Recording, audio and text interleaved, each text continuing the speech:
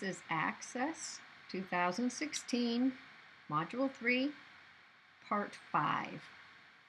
In this segment, we're going to be looking at creating a query that uses logical operators.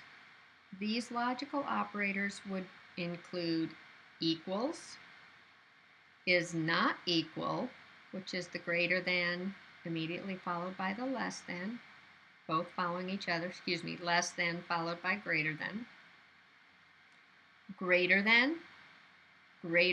or equal to, less than, and less than or equal to.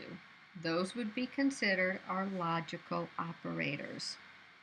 So let's get back into our Riverview database. And this time what we're going to do is we're going to take this dog animal type query that we created and we're going to make a copy of it and use it as a starting point. So I'm going to right click on dog animal type and I am going to copy it. Then you want to right click on a blank space in your pane and paste.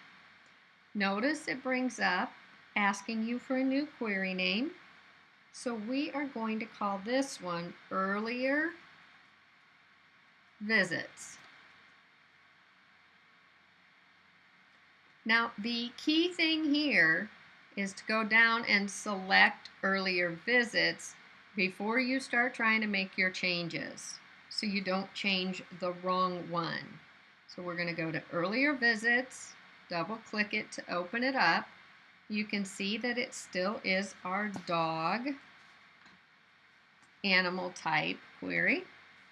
So we're going to go over to Design View and start making some changes. I am really big about removing criteria that I don't want first. And I do that so I don't forget when I get done.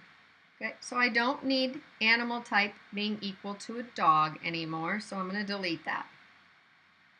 So I go to the criteria row for animal type and I delete it. I'm going to check the box for animal type. Now the problem I have right now is because the show box was unselected, it's all the way at the end. And that is not where I want it. I want the animal type to be before the date of the visit. So I'm going to click on it once, hold down the mouse, click on it a second time, and then I'm going to move that dark line to right in front of visit date to move the field there. Once I have it set back up, removing any criteria I don't need, then I can go in and put the criteria in that I want. So I'm going to use visit date. I'm going to click in the criteria box and I'm going to say I want any visits that are earlier than January 1st, 2017. So I'm going to choose less than 1, 1, less than space 1, 2017. Notice when I hit enter, it automatically put pounds around the cell or the value because it knows that this is a date field. Dates are enclosed in the pound symbols. So if you do these correctly, then much of it will be filled in for you. Now, keep in mind, if you had said that the visit dates were on or before, then you would have had to have an equal sign as well. Since we just wanted before, we don't want that equal sign.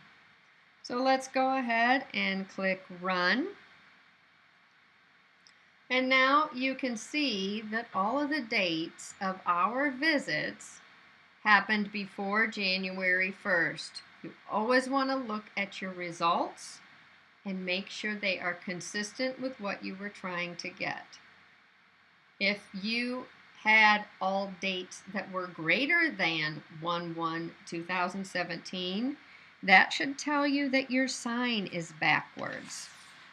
So you always want to review these results so that if you do happen to have a simple mistake, like a backward sign, you can correct that before you submit your homework or exam. So we're going to go ahead and save this.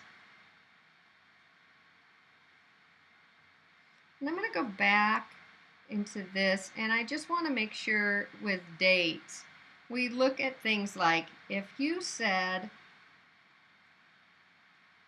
let's go down here, on or after a date, then that's going to be greater than or equal to. If you said after, then it would only be greater than. If we said on or before a date, you're going to use less than or equal to. And if we did before that date, it's just going to be the less than. So you can see that's how our logical operators would work with phrasing related to dates.